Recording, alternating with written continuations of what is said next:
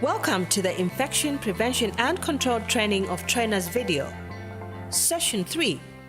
How to keep medical instruments safe to use.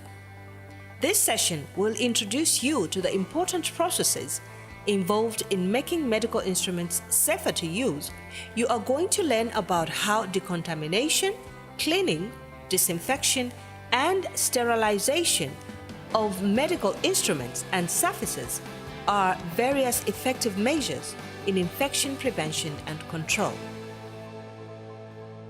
Always remember that in healthcare facilities, medical instruments and surfaces can easily become contaminated and infected, thereby posing a risk of spreading diseases between patients and healthcare workers.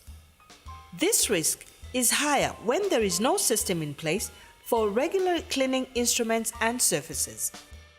Therefore, it is important to ensure that any instruments, equipment, or surface meant to come in contact with the tissue or vascular system of a patient are infection and contamination free before they are used every single time.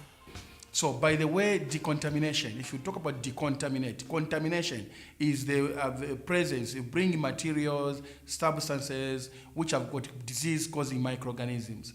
But in this case, when you decontaminate, it means this is a procedure that renders or remove the contamination that is actually existing. So how do we decontaminate? We cannot decontaminate from nowhere. We have to decontaminate by way of providing a chemical solution that is going to help us to decontaminate or kill the contaminants.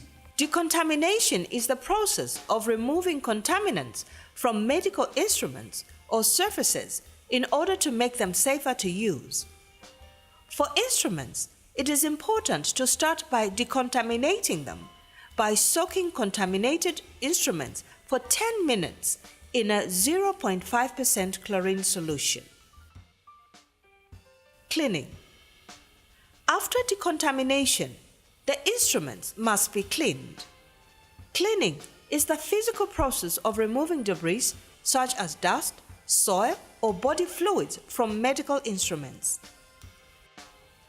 It is done by thoroughly washing the instruments actively with soap or detergent and rinsing with clean water and then drying them in a clean area of the washing space. In order to ensure that all microorganisms are removed from the instruments, you must do a further high-level disinfection, HLD. This is the process of killing the stubborn bacteria and other microorganisms which remain on the instruments after cleaning. It is done by boiling, steaming, or chemically treating the instruments to eliminate microorganisms. Finally, the instruments must be sterilized. Sterilization eliminates all microorganisms, including bacterial endospores. It makes the instrument safer to use and thus prevents the risk of infection. We can also sterilize, we do the sterilization of what? Surfaces. So the surfaces can be sterilized. How do we sterilize the surfaces? We dip our cloth into the 0.5% chlorine solution, right?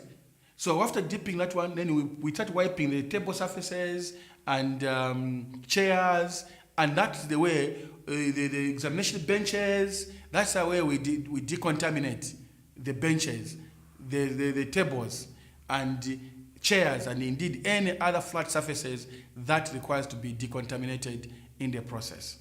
But for cleaning, usually we can clean, for example, the floors. The floor, we can clean them in two ways. By using 0.5% chlorine concentration, we can do the mopping. We do the mopping if the spillages, dead spillages, are confined or they're spotted in certain areas, confined in a certain way. If the spillages are covered in the larger surfaces of the area or the room, then we need to do what is called flooding. Flooding now means that we flood the room with our 0.5% chlorine to flood it, and then we mop it and we scrub around and make sure that all that dirty, all those the contamination, the microorganisms are done. During decontamination and cleaning, we were using 0.5% chlorine concentration. But during disinfection, we are using 0.1%, the lesser concentrated solution, for a simple reason that by the time we are reaching disinfection, the majority of the higher concentration, the majority of the bacteria or the microorganisms have been removed. And then you are remaining with maybe a few which may be stubborn here and there, which now can be eliminated by slightly weaker chlorine concentration of 0.1%. So it's always very important to understand the two levels of concentration and how they are applied and which situation. This session has introduced you to the important processes involved in keeping medical instruments safer to use, as well as maintaining infection-free surfaces to prevent the spread of disease in healthcare settings. Remember that it is important to still keep washing your hands in order not to contaminate cleaned areas and instruments.